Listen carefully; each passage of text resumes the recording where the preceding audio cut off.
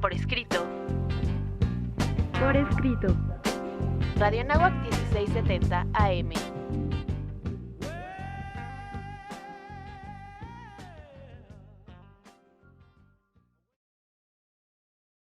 Bienvenidos a Por Escrito, estamos en un programa más en Radio Anáhuac 1670 de AM. El día de hoy nos acompaña ¿Qué tal? Sean súper bienvenidos. Mi nombre es Cecilia Durán Mena. un servidor, Juan Carlos Padilla. Ceci, nuestras redes sociales. Ay, ahora me toca a mí porque creo que volvieron a abducir a Raúl, caray. Eso se quedó ahí extraviado, ahorita vemos dónde. Ay, ¿dónde estará, caray? Bueno, síganos por favor en Facebook por escrito, Twitter @por escrito, Instagram Revista por escrito, Spotify por escrito. Síganos por favor en Radio Anáhuac y siempre los miércoles a las 9 de la noche en Código Libre con un nuevo estreno cada miércoles. Presúmenos, mi querida Ceci, Te presumo, ¿qué te voy a presumir? ¿cuántos libros tienes en tu biblioteca? Híjole, sabes que no los he contado. ¿Tú los tienes contados? Yo los tengo contados y ahorita que empecemos el programa les digo cómo calcular rápidamente los libros en una biblioteca. Híjole, qué padre. Vamos a nuestros pretextos literarios. Pretextos literarios. Ya en nuestros pretextos literarios, yo creo que está Raúl buscando libros Yo para también. engrosar su biblioteca. Yo también, eso creo. Y hoy vamos a hablar de un tema padrísimo, que son bibliotecas, bibliotecarios, cosa rara los bibliotecarios, y de librerías, híjole, es un tema que por supuesto aquí nos encanta, es de favoritos. ¿Por qué? Porque es el receptáculo de los libros, en donde duermen los libros, en donde viven los libros, en donde cuidan los libros, en fin, hablemos de todo eso. Y ya si empezamos por ahí, ¿Cómo los a vamos a ver, calcular? ¿cómo calcularlo? Es un experimento que he hecho y me salió bastante bien. En A algún ver. momento tuve que hacer mudanza y dije, necesito 30 cajas. Casi todos los libreros, aunque los hay más grandes, más chicos, los libros, por supuesto, y los libreros también, los espacios designados para los libros, digamos los nichos, caben aproximadamente 30 libros. Ay, No mira. importa si el libro es grande o el libro es pequeño, el promedio va a seguir saliendo 30. Entonces, por ejemplo, y esto lo hice en algún momento en la casa de los Rivas Mercado, había una biblioteca no demasiado grande, pero entonces uno cuenta los nichos y los multiplicas por 30. En ese sentido, aproximadamente en mi biblioteca debo tener como 1300 libros en este momento. Qué padre. Que yo no sabría, fíjate. Voy a llegar a la casa a contar todos los nichos, pero luego también tengo una repisa continua, entonces ¿ahí cómo le voy a hacer? La que es continua, pues habría que dividirla más o menos en el espacio que tiene para multiplicarla por 30. Y aunque los libros sean delgados o sean enciclopedias, vas a ver cómo el número va a salir bastante aproximado. Y fíjate que lo padre de las bibliotecas es que han ido cambiando, o sea, son un elemento que viene de la antigüedad y ha venido cambiando de formato. Nos imaginamos la biblioteca de Juan Carlos así muy bien ordenada, porque debe estar muy bien Por ordenada, supuesto que en no. sus libritos, en sus nichos, por tema, por autor, alfabético, etcétera. Y se pueden imaginar la mía, en donde de verdad se los prometo, hay algo de magia, porque aparecen libros por todos lados y van brotando y van germinando por todos lados. Y ahí es en donde yo me siento a escribir y soy súper feliz. Pero antes no eran así. Antes las bibliotecas estaban llenas de tablillas de arcilla o tal vez estaban llenas de rollos de papiro, en fin, han ido modificándose. ¿Y tú te imaginas lo que habrá sido estar en la biblioteca de Alejandría, Juan Carlos? Qué padre, ¿no? Que es curioso porque es difícil imaginar el volumen de libros, que claro que el día de hoy nada que ver con aquel entonces, y sin embargo una cantidad enorme de libros porque muchos de ellos desaparecieron. Sí. A mí me gustaría, claro que Alejandría es la gran biblioteca de la que tenemos, no memoria, pero sí, porque finalmente fue incendiada, saqueada hasta 3 Siempre. veces, sino más bien esa es la que tiene más renombre. Pero la primera, hablando de tablillas, es la biblioteca de Arzubánipal en Mesopotamia.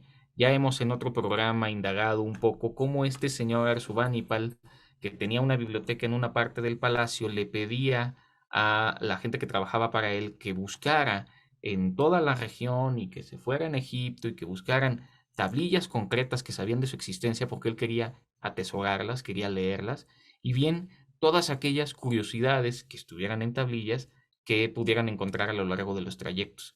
Y esto es fascinante porque de la biblioteca de Arzubanipal es de donde se rescatan muchos de estos primeros textos que son muy antiguos, aunque han sido una cosa bien complicada de traducir. Híjole, complicadísima, porque yo creo que mucho de lo que encontramos, por ejemplo, en los museos, pues queda incomprensible a nuestros ojos. Por eso fue tan importante la piedra Roseta que Champollion encontró, porque si no hubiera sido por la piedra Roseta que tenía en escritura cuneiforme y tenía en griego la traducción de lo que significaban esos textos, tal vez hoy no podríamos entender ni conoceríamos la historia de Gilgamesh, por ejemplo, que tanto nos gusta en este programa.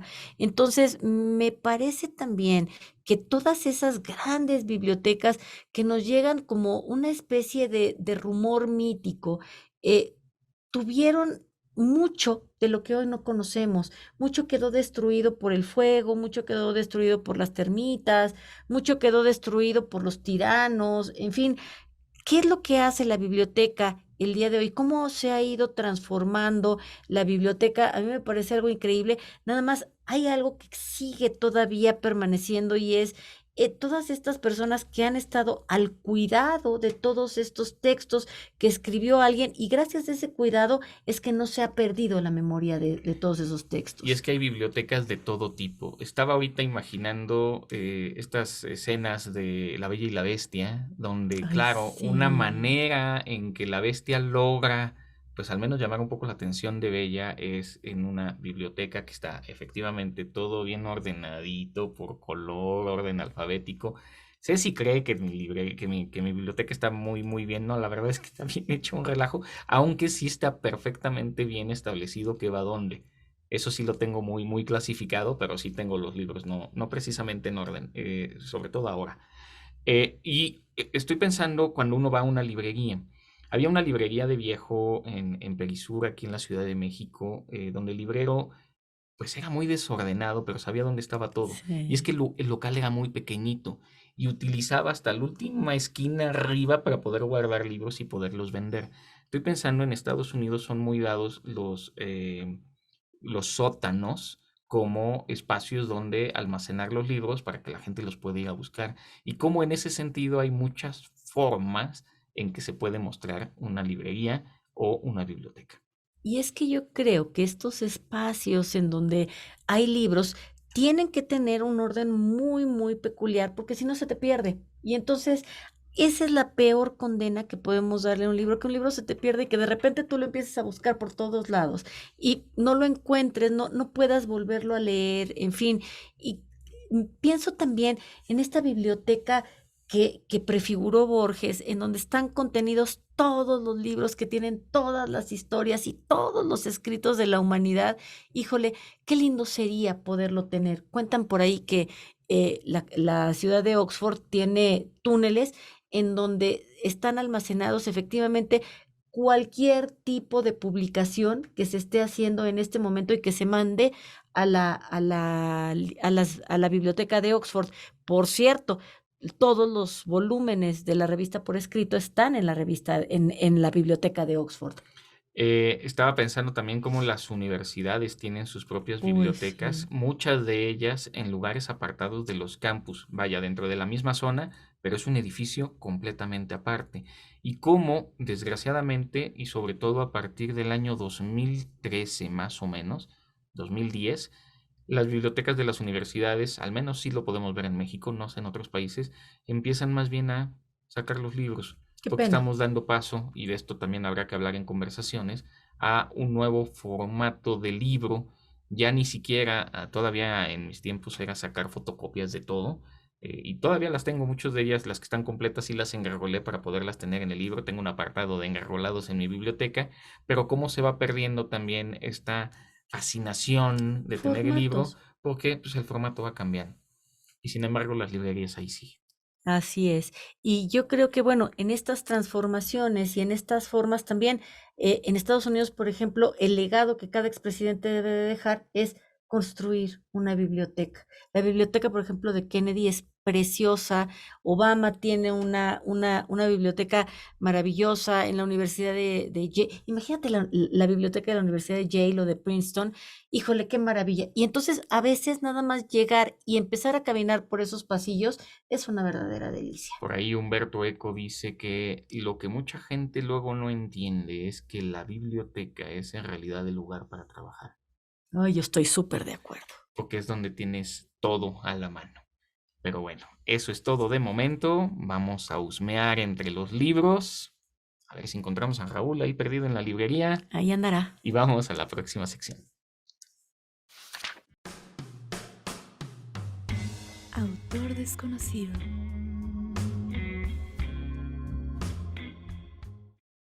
En esta sección quiero llevarlos a hacer un breve recorrido en la historia de las bibliotecas, desde la antigüedad a la Edad Media.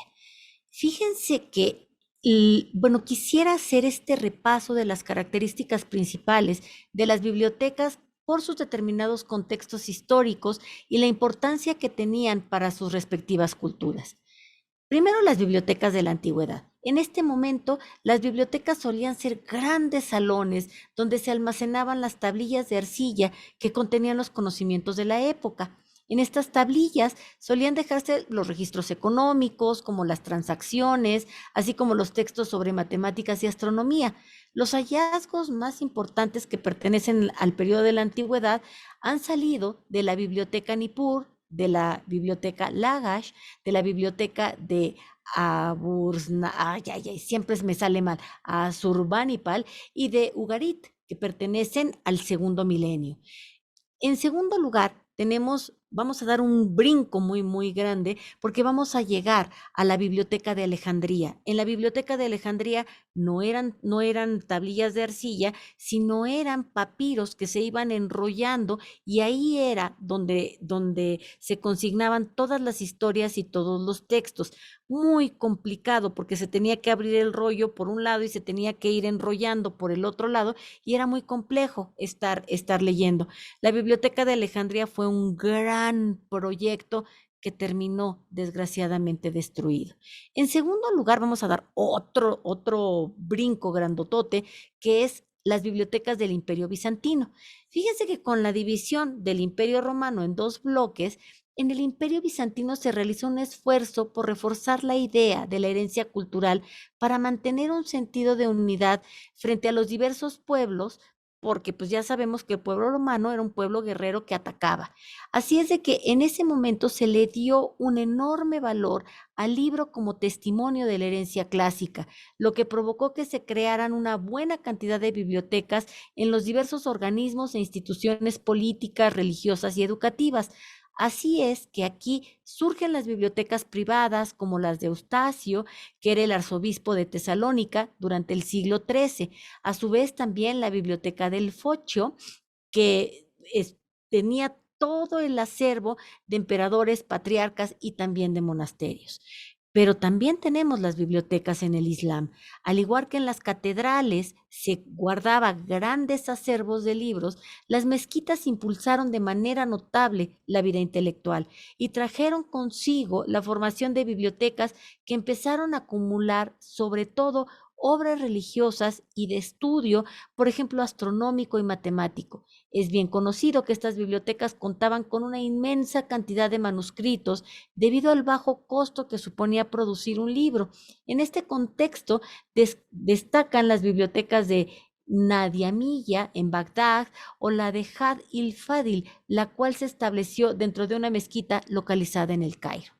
También tenemos las bibliotecas monacales de la Edad Media. Durante el periodo de la Alta Edad Media se abrieron paso a nuevos métodos de escritura y de manufacturación de soportes. El códice se abre paso, al igual que en los monasterios, como en lugares potenciadores para albergar estas fuentes de conocimientos. Si bien se tiene una visión oscura sobre el periodo de la Edad Media, la verdad es que fue todo lo contrario. Fue gracias a los monjes y a los monasterios que se pudieron localizar y preservar todas las obras de la antigüedad. Mediante su interés por la conservación de la cultura clásica, los monjes empezaron a copiar libros enteros con el solo propósito de conservar el conocimiento. En esta época se construyeron algunos de los monasterios que tuvieron grandes bibliotecas. Por ejemplo, la de Lindisfarne en Inglaterra, la de Vivarium en Italia y la de Ripoll en Cataluña. También tenemos la de la Baja Edad Media y en este momento surgen las bibliotecas cardinalicias, considerando el impacto que generaba la llegada de las catedrales y de la propia urbanización del entorno. Es de suponer que las bibliotecas que se originaron en este contexto empezaron a girar en torno a estos grandes edificios arquitectónicos al ver la funcionalidad en sus dinámicas humanas. Estas bibliotecas solían abastecerse de donativos realizados por la población. En este tipo de bibliotecas, las catedrales, hemos de resaltar, por ejemplo, la biblioteca de la Catedral de León, de la de York, la de Pamplona y la de Corona, entre tantísimas otras. Más adelante, durante la segunda mitad del siglo XII, hicieron su aparición las maravillosas bibliotecas universitarias. Estas solían estar divididas en dos partes bien definidas. La parte de la consulta, donde solían tener los libros encadenados para que a ninguno se le ocurriera llevársela, y la compuesta, donde los libros se le podían prestar a los profesores y a veces también a los alumnos. Se destacan las bibliotecas de la Universidad de Oxford, la de Palencia, la de Cambridge y, por supuesto, la de la Universidad de París, la Universidad de la Sorbona. Todos estos diferentes formatos de bibliotecas en donde algunas veces estos quedaban almacenados, los ejemplares quedaban ahí almacenados o estuvieron hechos para ser prestados, son los antecedentes de las bibliotecas que hoy conocemos en la actualidad. Conversaciones.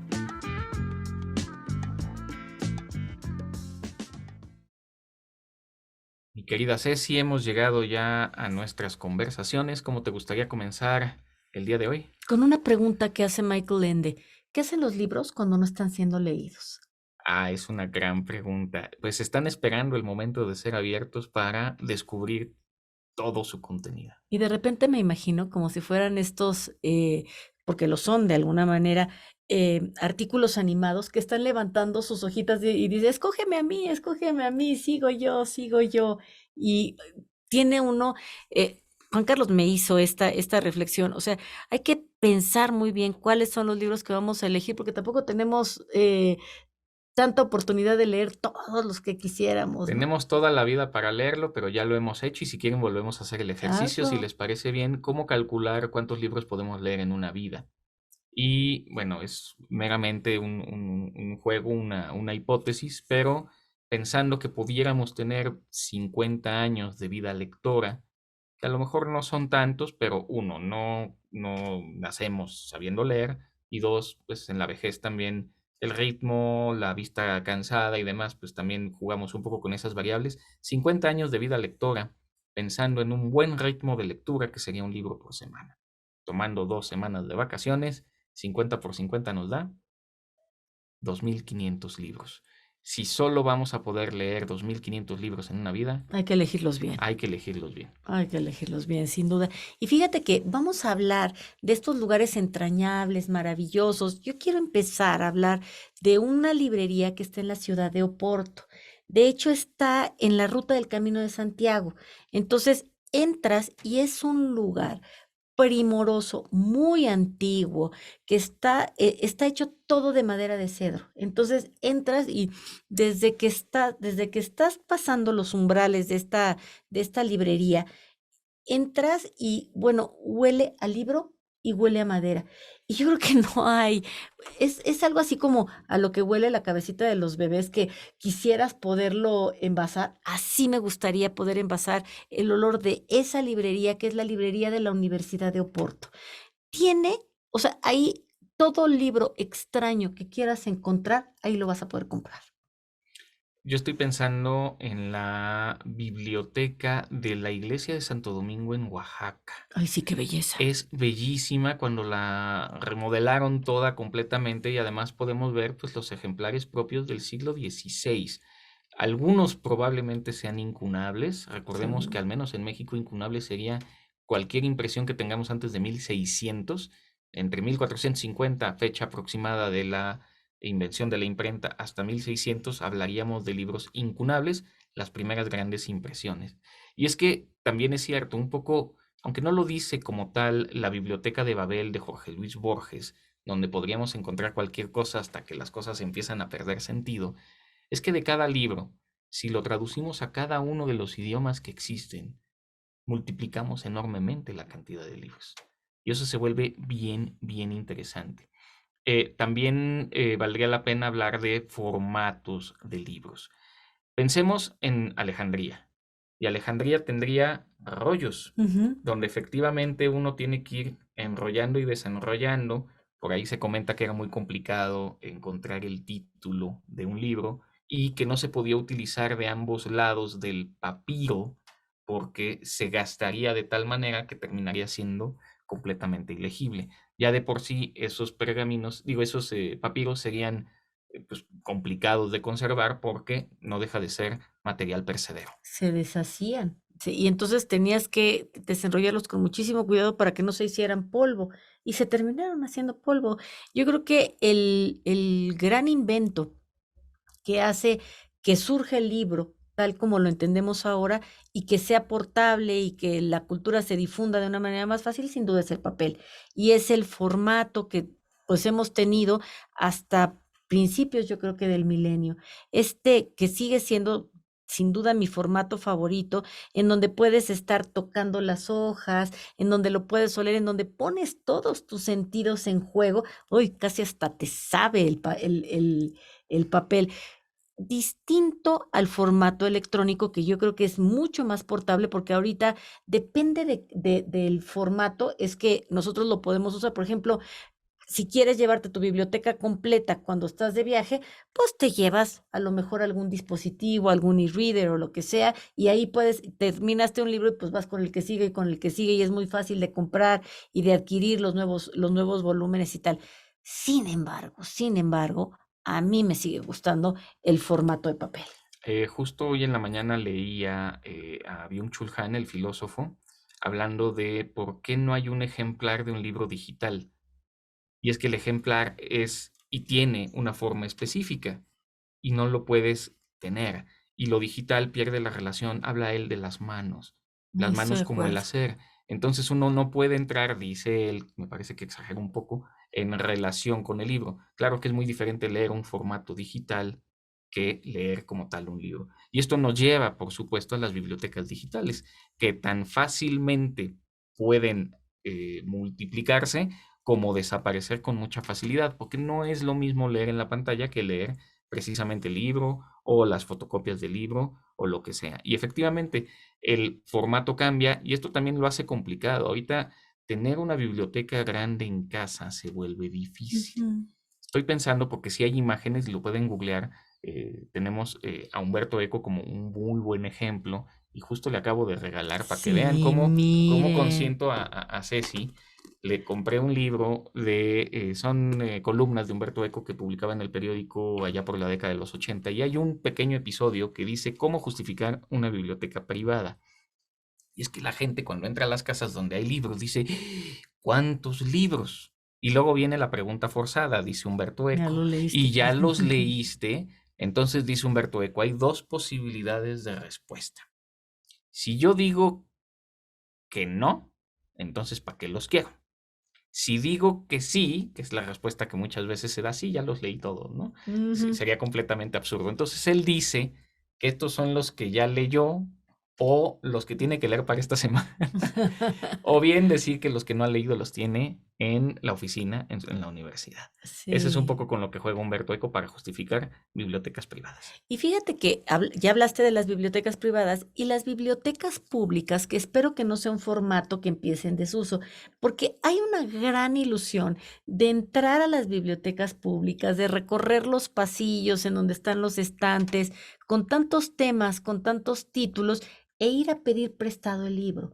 Y saber que ese libro lo tienes que respetar, lo tienes que cuidar, que ha pasado por otras manos y tal vez alguien lo subrayó y ver qué fue lo que le pareció importante a esa otra persona, recorrer y regresarlo y volver a entrar a este ambiente en el que al momento de regresar, tal vez se te antoje ir a pedir otro libro prestado y eso forma también comunidad y eso forma sociedad y creo que es algo muy importante que no deberíamos de perder. Sí, y bueno, justo me hace recordar, sobre todo al principio del programa, todo el tema de cómo elegí el libro. Y es que muchas veces a mí me pasaba antes, ya tengo un poquito un formato más fácil de saber qué me toca leer, porque como profesor y buen académico, pues hay ensayos que tienes que leer, pero siempre hay que estar leyendo alguna novela, pero siempre hay que estar leyendo, a mí me gusta ahorita mucho el tema histórico, entonces variarle. Y cuando termino un libro de determinadas características, entonces busco un libro de determinadas características. Y se ha perdido mucho esto que comentas de ir a la biblioteca pública. Ujú. Es muy interesante, Peter Watson en un libro de historia dice que en tiempos por ahí menciona cuál fue la primera biblioteca que había en Roma. Y al final, en tiempos de César Augusto, se contaban 29 solo en Roma. Que uno puede decir, bueno, 29 no es un número grande, pero estamos hablando de la antigüedad Claro. clásica, donde todavía no existía el formato del libro como lo conocemos el día de hoy.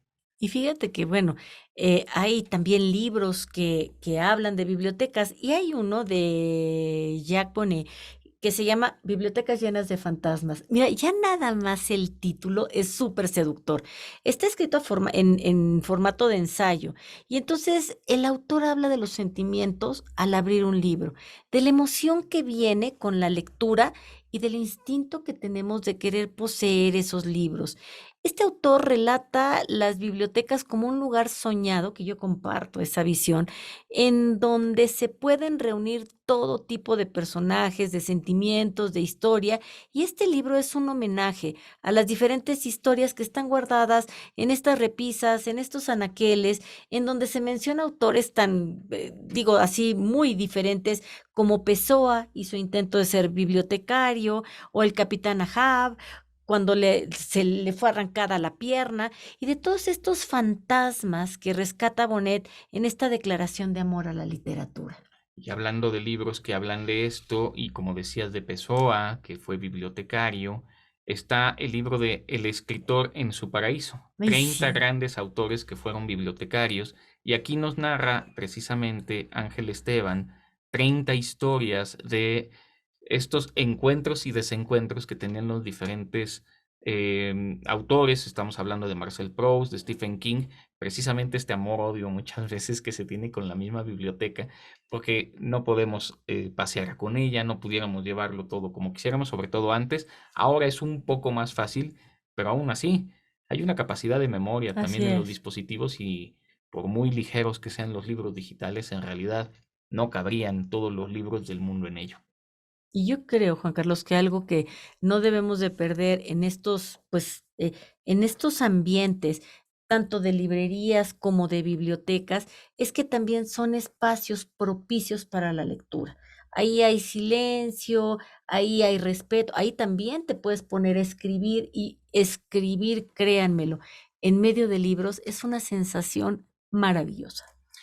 Bien, vamos a hacer un paseo. Siempre es bien interesante. Es difícil que compre libros en el extranjero, pero estoy recordando algunas librerías que puede uno encontrar fuera, particularmente una en Chicago. Estos sótanos, son sótanos de a veces hasta 2 pisos abajo, llenos, atiborrados de libros bien clasificados, eso sí, Ujú. pero no son lugares tan atractivos como, por ejemplo, estoy pensando en la librería del Péndulo que está acá en Avenida Revolución. Ay, Es sí. maravilloso poder ver cómo están expuestos los libros. Curiosamente, en el viaje que hice a la India no encontré librerías, Ay, qué no me curioso. pude meter, no así en Suecia, que no es muy diferente en Estados Unidos, pero sí recuerdo una librería que además encontré ahí un libro muy importante para mí, para la tesis doctoral, que fue en Dubái. En Dubái, en una librería gigantesca, yo creo que nunca había visto una tan grande, no tanto por alto, sino más bien por el enorme espectro que podía abarcar. Y haz de cuenta que ahí metías todas las Gandhis, todos los sótanos y todos los péndulos que hay en la Ciudad de México en la misma librería. Fíjate que también pequeños libreros en donde puedes encontrar verdaderas exquisiteces son los Buquinerí de París. Así, a la vera del Sena, ves el río y son pequeños puestecitos de metal en donde las personas que tienen ahí son libros de viejo, generalmente no son libros nuevos, aunque también puedes encontrar libros envueltos en celofán que nadie ha leído y encuentras verdaderas exquisiteces ahí y es algo muy chistoso porque hay una especie de ritual. Tú llegas, si te acercas al librero, al buquinerí, y puedes empezar a negociar el precio. Entonces empiezas con el regateo y luego te regalan una foto, te regalan una postal. Es algo muy bonito. Y bueno, estás amparado por Notre Dame, eso es una chulada también. Luego se teje también una relación si nuestros amigos radioescuchas tienen abuelos que atesoran libros. Mi abuelo tenía una biblioteca, a mí me gustaba meterme, porque luego encuentra uno cosas deliciosas, cosas que no buscaba. Yo me hice fanático de Dostoyevsky, mi querida Ceci, metiendo Ah. las narices en la biblioteca de mi abuelo cuando encontré El Jugador, creyendo que era una novela sobre fútbol, cuando no tenía absolutamente nada que ver con eso.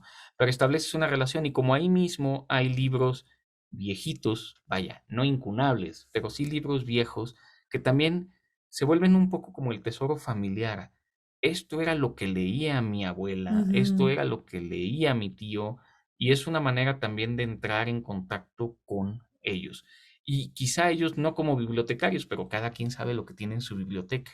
El bibliotecario o el librero se vuelve una figura bien interesante que no es tan fácil de encontrar, no porque haya alguien con un librero de viejo va a ser un buen librero, un buen bibliotecario. Muchas veces ellos no saben ni siquiera qué hay. Estoy de acuerdo. Saben medianamente dónde localizar las cosas, pero eso no los hace lectores. En cambio, los que sí son lectores pueden recomendarte justo lo que estás buscando o encontrar de inmediato el libro que les estás pidiendo. Sí, eso es maravilloso porque además eso sí es típico del dueño de la librería de viejo, en donde tú llegas y él te dice, esto está aquí, pero mira, tú me estás pidiendo este libro y aquí está, pero también te recomiendo este y este y este otro, y me parece que este punto de vista puede ser mejor. Híjole, y son como bibliotecas dentro de sus cabezas, y eso también es algo muy padre. Yo también creo que las bibliotecas de universidades son lugares muy propicios en donde sí llegas a estudiar a niveles de concentración distintos a los que podrías encontrar en cualquier otro lugar. A mí, bueno, los ambientes de biblioteca me gustan muchísimo. He mencionado el 2013 como un año de ruptura porque fue cuando surgió Jestor y una serie de acumuladores de libros. Ujú. A mí me confesaba, hace poco platicaba con pues sí, con uno de los miembros de la biblioteca aquí en la Universidad de Anáhuac, donde decía es que aquí nos pedían libros de todas las universidades porque tenemos un acervo muy grande. Desgraciadamente se deshicieron de Sí, la qué pena. mitad. Y esto porque ya nadie busca los libros. Y en efecto, hay muchos libros que uno puede sacar y llevan años de no ser abiertos, lo que es bastante triste, pero es que también es cierto que hay una cantidad ya prácticamente infinita Copias de también. libros, de copias. Ya también todas las bibliotecas tienen su espacio digital, sus computadoras para buscar también los contenidos, precisamente en estos metabuscadores de libros que ya existen y que también, vaya, seamos francos, por supuesto que son una manera muy sencilla de buscar información en la universidad. Mucho más, así es. Pero, ¿qué te parece las bibliotecas como un espacio de misterio? ¿Qué te parecería un cadáver en la biblioteca? Y ese tema fue el que abordó Agatha Christie, la reina del misterio, en esta novela que rescata el entrañable personaje de Miss Marple. Miss Marple está con esta historia de la familia Bantry que se despierta con la desagradabilísima imagen de una persona muerta en su biblioteca. ¡Ah, qué caray! Y lo peor de todo es que no sabe ni siquiera quién es. Padrísimo libro, muy recomendable. Un cadáver en la biblioteca, qué miedo, ¿no? En la biblioteca, o una serie de cadáveres que empiezan a caer dentro de un monasterio con una Ay, biblioteca, ay, ay. para mí la más famosa biblioteca de la literatura, El nombre de la rosa de Humberto Eco, donde se supone que solo 2 bibliotecarios pueden entrar porque es un laberinto y aquel que entre no va a saber salir. Sin embargo, en este monasterio están ocurriendo una serie de muertes misteriosas que uno de los monjes considera que está ocurriendo el apocalipsis. Está William de Baskerville, que es un religioso franciscano, que es el que está tratando de hilar cuáles son las situaciones que están llevando a estas muertes. Y todo esto, hablando de Jorge Luis Borges, porque le da el atributo, Fray Jorge es quien va a estar maquinando que hay un libro que no debe ser leído, porque la risa es pecaminosa. ¿Qué te parece? El nombre de la rosa de Humberto Eco, no pueden perderse esta maravillosa obra. Y por supuesto, regresar otra vez a esta pregunta que nos plantea Michael Ende. ¿Qué hacen los libros cuando no los estamos leyendo? ¿Qué pasa si se tornan en entes vivos? Y hay un libro de Jesús Marcamalo, Los reinos de papel. Dijo con justa razón Marguerite Yourcenar que la manera de conocer a una persona es ver sus libros. ¿Qué tal? Yo ya tuve la oportunidad de echarle un ojo a la biblioteca de Juan Carlos y sí refleja bastante bien quién es Juan Carlos, cuáles son sus intereses. No, imagínense nada más el nicho como preponderante en el que se encuentra Tolkien, por ejemplo. Por ejemplo, sí, las filias y fobias de cada quien se ven reflejadas Sí, en la biblioteca, claro. sin duda alguna. De hecho, yo siempre he dicho que hay 2 preguntas que uno puede hacer para cuando está conquistando a alguien. ¿Qué personaje de la literatura serías? Ujú, ¿Y qué personaje de la literatura se ve reflejado en ti o cuál eres? Y ujú. aquí la última gran pregunta, hablando de libros tristes que pueden estar en casa para ya cerrar este programa. De todos los libros que compras, mi querida Ceci, ¿cuántos lees? Casi todos, Juan Carlos, casi todos. ¿Y sabes cuándo leo? Leo en mi temporada de verano, porque esa es mi temporada de leer, leer, leer y más leer. Claro que siempre se quedan algunos en el tintero, pero generalmente los que, o sea, no siempre leo, como que tengo mi montoncito y a veces hago trampa y saco de los de abajo y a veces de los de arriba, pero generalmente casi todos los que compro, Yo ¿eh? necesito encontrar un buen método porque yo debo leer solo como el 25% de lo que compro. Eso puede suceder, sí, Sí, la sí, sí. compulsión. Pero bueno, cerramos este programa, mi querida Ceci. Agradecemos, por supuesto, a Luis Alberto Carmona y a Ariani Sánchez toda la colaboración que hacen para poder generar este guión. También en la parte de edición agradecemos a Carla Ángeles, a Daniela Muñoz y a Jocelyn Cabrera en la parte de edición. Y por supuesto también se despide un servidor, Juan Carlos Padilla. No sin antes agradecer a Brandon Hurley, a Valeria Martínez, también nos acompañó Sofía Aranca. Que la Inés vida Rendón. literaria, Inés Rendón, que su vida literaria sea gozosa.